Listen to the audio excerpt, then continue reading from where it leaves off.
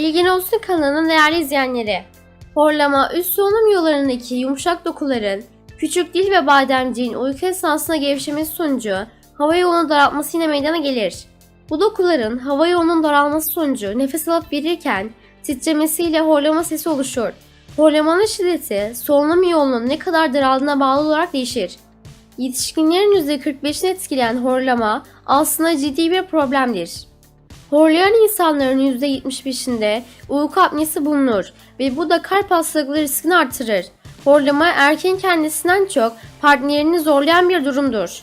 Horlamayı hafife almamak gerekiyor çünkü bu durum evlilikte de büyük sorunlara neden olmaktadır.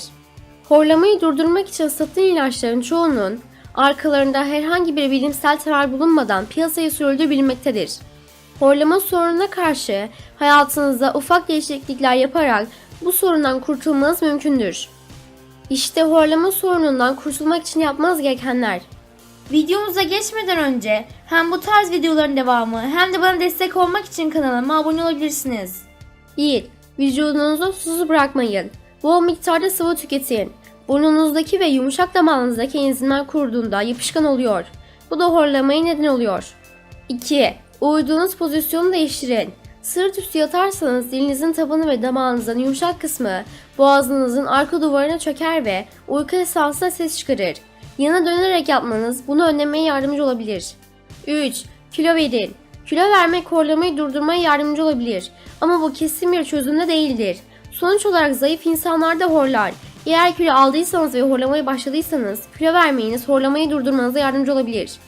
4. Uyumadan önce içki içmeyin. Alkol ve sakinleştiriciler boğazınızın arkasındaki kasların gevşemesine neden olur. Bu da daha çok horlamanıza yol açar. 5. Yastığınızı değiştirin.